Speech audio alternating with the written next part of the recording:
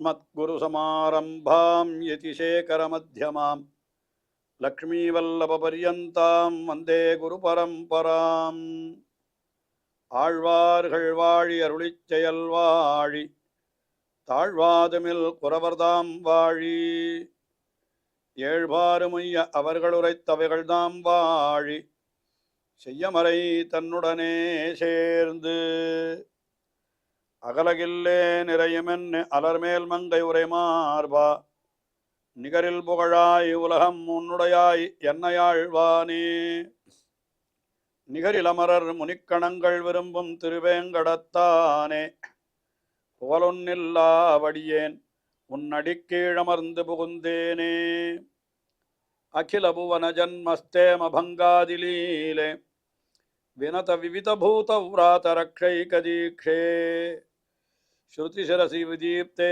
பிரம்மணி ஸ்ரீனிவாசே பவது மம பரஸ்மின் ஷேமுஷி பக்திரூபா श्रीमान् वेंकटनाथार्य कवितार्किककेसरी वेदान्ताचार्यवर्यो मे सन्निधत्तां सदा हृदि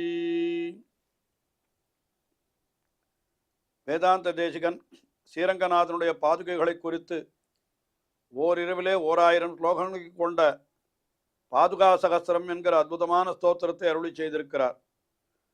ஒவ்வொரு ஸ்லோகத்திலேயும் பாதுகையினுடைய பெருமை மிக அழகாக எடுத்துக்காட்டப்படுகிறது. அதிலே இப்பொழுது நாம் சஞ்சார பத்ததி என்று எம்பெருமான் அந்த பாதுகையை சமர்ப்பித்து கொண்டு சஞ்சாரம் செய்கிறான் அல்லவா, அந்த சமயத்தில் இருக்கக்கூடிய விஷயங்களை எல்லாம் விசேஷங்களை எல்லாம் ஸ்லோகங்களாலே நமக்கு அற்புதமாக காட்டுகிறார். அதில் 282வது ஸ்லோகம் பாதுகா சகஸ்திரத்தினுடைய தொடர் எண்ணிக்கையிலே இது 282வது ஸ்லோகம். இந்த ஸ்லோகத்திலே என்ன தெரிவிக்கிறார்? அந்த பாதுகை எம்பெருமான் சமர்ப்பித்து கொண்டு எழுந்தொழுகிறானே, ராமபிரானாய் எழுந்தொழு இருக்கிற காலத்திலே அவன் வனத்திற்கு அப்படி செல்லுகிற பொழுது அதற்கு முன்னாலே ராமபிரான் விஸ்வாமித்திரராலே அழைத்து செல்லப்படுகிறான் அல்லவா. விஸ்வாமித்திரர் அவனை அழைத்து தன்னுடைய யாக சம்ரட்சணத்திற்காக அப்படி அழைத்து செல்லுகிறார். அந்த சமயத்திலே அவனுடைய திருவடிகளிலே பாதுகை இருந்திருக்கும் அல்லவா. அந்த பாதுகையினுடைய சகாயத்தாலே தான் அவன் கௌதமருடைய தர்மபத்தினியான அகல்யைக்கு உண்டான சாபத்தை நீக்கினான். சரித்திரம் எல்லாருக்கும் தெரியும் அல்லவா. அந்த அகல்யை என்கிறவள் ஏதோ ஒரு தவறு செய்து விட்டாள் என்று கருதி அவருடைய கணவனான கௌதமர் அவளை கல்லாய் போகும்படி சபித்து விட்டார். ராமபிரானுடைய திருவடி பட்டவுடனே தான் அவளுக்கு அந்த சாபம் நீங்கி அந்த கல் உருவம் நீங்கி அவள் தன்னுடைய இயற்கையான வடிவை அடைந்தாள் என்று இது வால்மீகி ராமாயணத்தில் தெரிவிக்கப்பட்டிருக்கிற ஒரு விசேஷம். இது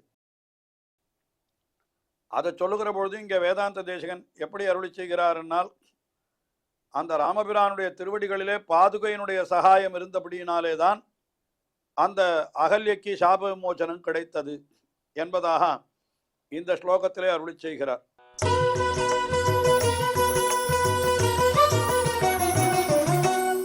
சஞ்சாரயந்தி பதமன்மதிஷ்டः சகாயகிருத்யம் மணிபாதரக்ஷே மாதஸ்த்வமேகா மனுவம்சகோப்து கோபாயதோ கௌதம தர்மதாரான். சஞ்சாரயந்தி பதம் அன்மதிஷ்டः மணிபாதரக்ஷே. மணிபாதரக்ஷே என்னால் அது பாதரட்சையை குறித்த சம்புத்தி, அது சம்போதனமாக சொல்லுகிறார். அது என்ன சொல்லுகிறார்? மாதஹா என்னும் சொல்லுகிறார். மாதஹா என்னால் தாய் போல இருக்கக்கூடிய மணிபாத ரக்ஷே என்று தாயாராயிருக்கிற அவள் எம்பெருமானுக்கு பத்தினி ஸ்தானத்தில் இருக்கிறபடியினாலே உலகத்திற்கெல்லாம் அவள் தாய் போல இருக்கிறாளாம் அந்த பாதுகா தேவி. அவளை பார்த்து சொல்றார், அவள் என்ன துவமேகா மாதஸ்துவமேகா, நீ ஒருத்தி என்ன செய்தாய், நீயே ஒருத்தி. அந்த பாதுகையே ஒரு காரியம் பண்ணித்து. என்ன பண்ணித்துன்னு கேட்டா, சஞ்சாரயந்தி பதம் அன்வதிஷ்டா. அந்த எம்பெருமான் சஞ்சரிக்கின்ற பொழுது அவனுடைய திருவடியிலே அது கூட இருந்து கொண்டிருந்தது. அதாவது எம்பெருமானுக்கு சகாயம் செய்வதற்காக அவனோடு கூடவே இருந்தது. அது யாருக்குன்னு கேட்டா, சகாய கிருத்தியம், ராமபிரானுக்கு துணை புரிந்தது. இந்த ராமபிரானை எப்படி சொல்றார்? மனுவம்ச கோப்துஹு, மனுவம்சத்தையே ரட்சிக்கிறதுக்கு பிறந்தவன் யார் என்றால் அவன்தான் ராமபிரான் என்று அவனை சொல்றார். அதுக்கு மேலே கௌதம தர்மதாரான் கோபாயதா, கௌதம தர்மதாரான், கௌதமனுடைய தர்மதாரா என்னால் தர்ம பத்தினி, சம்ஸ்கிருதத்தில் தாரா என்னால் பத்தினி, தாராகா என்பது பத்தினியை குறிக்கக்கூடிய சொல்லாகும். ஆகையினாலே கௌதம தர்மதாரான் கோபாயதா, அந்த கௌதமருடைய தர்மபத்தினியான அகல்யை காப்பாற்றினவர் கோபாயதா மனுவம்ச கோப்துஹு ராமஸ்யன்னு அர்த்தம் கொள்ள வேண்டும். அந்த காப்பாற்றின மனுவம்சத்துக்கெல்லாம் காப்பாற்றினவரான ஸ்ரீ ராமபிரான் அவருடைய திருவடியை சஞ்சாரயந்தி, அது திருவடி நடக்கிறதுக்கு வழிகாட்டுறதே எதுன்னா இந்த பாதுகை தானா. அப்படி பாதுகை வழிகாட்டி என்ன பண்ணித்து அப்படி துணை புரிந்தது. அந்த துணை புரிந்தபடியினாலே தான் இந்த அவளுடைய அந்த கௌதம தர்மதாரா என்று சொல்லப்படுகின்ற அகல்யை அவளுக்கு ஒரு சாப விமோச்சனம் கிடைத்தது. அந்த வழியாக எம்பெருமான் சென்றதுக்கு என்ன காரணம்?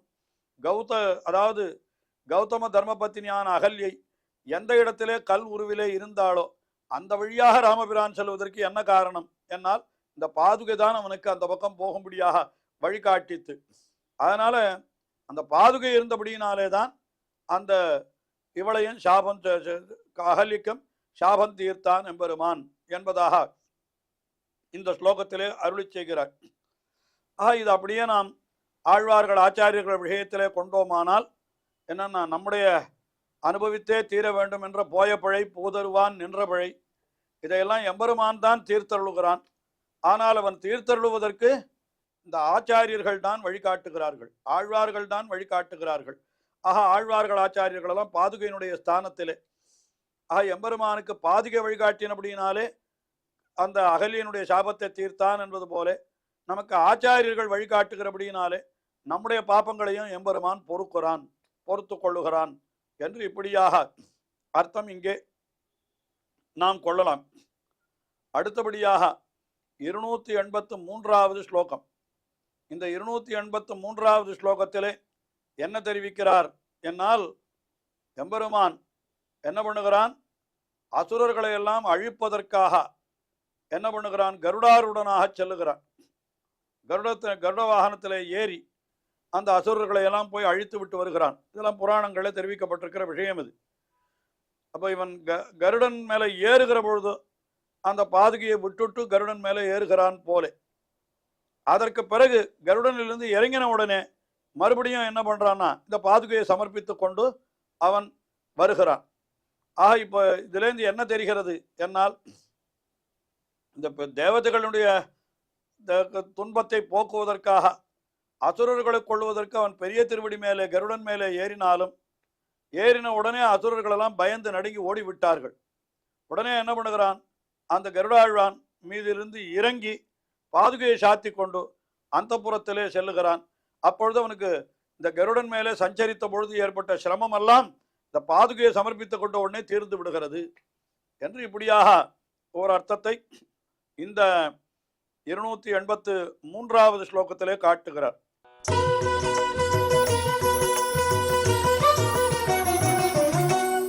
त्वत्तः त्रिविष्टपचरान् असपत्नयिष्यन् आरुह्यताक्ष्यम् अवरुह्यतक्षणेन शुद्धान्तभूमिषु पुनर्मणिपादरक्षे विश्राम्यति त्वयि विகாரவசேன சௌரிஹி.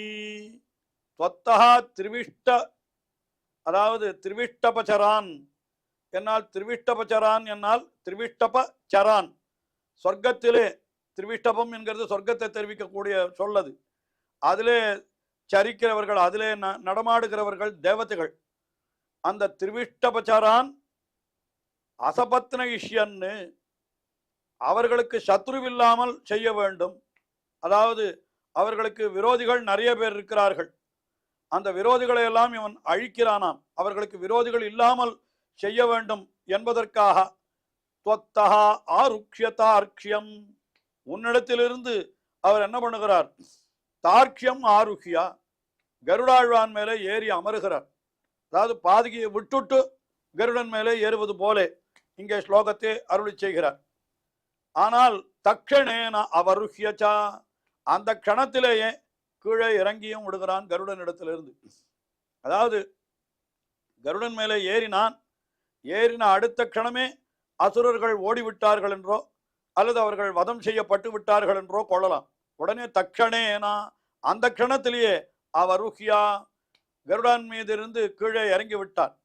இறங்கிவனன் என்ன பண்ணினான் என்னால், மணிபாதரக்ஷே, ஹே மணிபாதரக்ஷே, புனகா விஸ்ராம்யதி த்வயி, மறுபடியும் உன்னை அவன் சமர்ப்பித்துக் கொண்டு, அதாவது பாதுகையை சமர்ப்பித்துக் கொண்டு அவன் என்ன பண்றான், எப்படி இருக்கிறான்னு கேட்டா, சுத்தாந்த பூமிஷு விகாரவசேன சௌரிஹி விஸ்ராம்யதி, உன்னை சமர்ப்பித்துக் கொண்டு மறுபடியும் சுத்தாந்த பூமி என்னால் அந்தப்புறம், அதாவது கருடன் மீது இறங்கினவன் நேர அந்தப்புறத்திற்குத்தான் செல்லுகிறான்.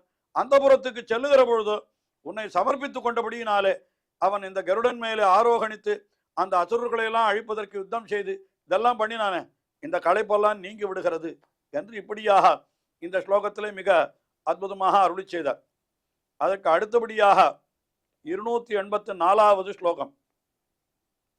இந்த 284வது ஸ்லோகத்தில் என்ன தெரிவிக்கிறார், எம்பெருமான் உலகத்தை எல்லாம் அளந்தான் அல்லவா திருவிடிகளை, அதாவது திருவிடிகளை கொண்டு. அப்பொழுது மேல் நோக்கி திருவிடியை, ஒரு திருவிடியை நீட்டினான். எதற்கு, மேலுலகங்களை எல்லாம் அளப்பதற்காக.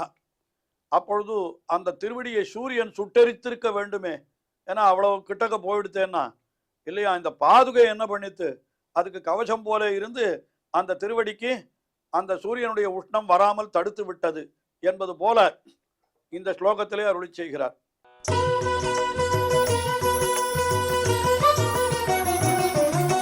விக்ரம்ய பூமிம் அகிலாம் பலினா பிரதிஷ்டாம் தேவே பதாவனி திவம் பரிமாது காமே ஆசீததோ தினகரஸ்ய கரோபதாபாத் சம்ரக்ஷிதம் பதசரோஜம் உபர்யபூஸ்துவம். அதாவது பூமிம் அகிலாம் விக்ரம்ய, பூமி அளத்து முழுவதையும் எம்பெருமான் அளந்தான்.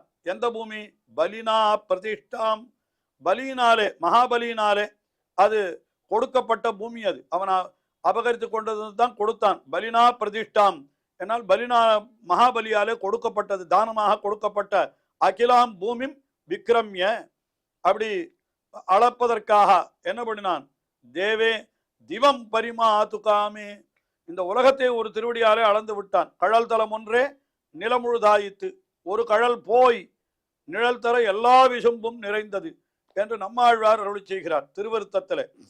அதனால அப்படி மேல் நோக்கி ஒரு திருவடி, ஒன்மிதியில் புனல் உருவி ஒரு கால் நிற்ப, ஒரு கால் பூமியிலே நிற்கிறது, மற்றொரு கால் என்றால் எண்மதியும் கடந்து அண்ட மீது போகி என்று திருமங்கி ஆழ்வாரும் அருளி செய்கிறார். ஆக இப்படி அந்த திவம் பரிமாது காமே, மேலுலகங்கள் ஆகாசத்தை அளப்பதற்காக அளக்க வேண்டும் என்ற அபிப்பிராயத்தோடு அந்த திருவடியை மேல அப்படி நீட்டினான். அப்ப நீட்டின பொழுது என்ன ஆயிடுச்சு, ஆசீத் அதோ தினகரஸ்ய கரோபதாபாத், அப்படி மேலே போகிற பொழுது எவ்வளவுக்கு எவ்வளவு மேலே மேலே போகிறதோ அவ்வளவுக்கு அவ்வளவு சூரியனுக்கு அருகிலே இருக்கிறபடியினாலே அந்த திருவடியை சுட்டு விடுமே, அந்த திருவடிக்கு உஷ்ணம் மிகவும் பாதகமாயிருந்திருக்குமே என்று கேட்டால் இல்லை இல்லை, என்ன ஆச்சு, அந்த சமயத்திலே பதசரோஜம் சம்ரக்ஷித்தும், அந்த எம்பெருமானுடைய திருவடிகளை ரட்சிப்பதற்காக துவம் உபர்யபூ, மேலே இருந்தாய் நீ. இந்த எம்பெருமானுடைய திருவடி எப்படி மேலே போகிறதுனா அந்த திருவடிக்கு மேலே பாதுகை இருந்தபடியினாலே அந்த பாதுகை சூரியனுடைய உஷ்ணத்தை தடுத்து விட்டது என்று இப்படி எம்பெருமான் திருவிக்கிரமனாய் உலகளந்த காலத்திலேயும் அவனுக்கு ரட்சணம் செய்தது. அந்த சூரியனுடைய வெப்பத்தாலே ஒன்றும் ஏற்படாமல் காப்பாற்றினது எதுன்னு கேட்டா இந்த பாதுகை தான் என்று அப்படியாக அந்த பாதுகையினுடைய பெருமையை இந்த ஸ்லோகத்திலே அனுபவித்தார். தொடர்ந்து அனுபவிப்போம். ஸ்ரீயக்காந்தாய கல்யாண நிதையே நிதையேர்த்தினாம் ஸ்ரீவேங்கட நிவாசாய ஸ்ரீனிவாசாய மங்களம். ஸ்ரீமத் சுந்தர ஜாமா திருமுனிமான் சவாசினே சர்வலோக நிவாசாய ஸ்ரீனிவாசாய மங்களம்.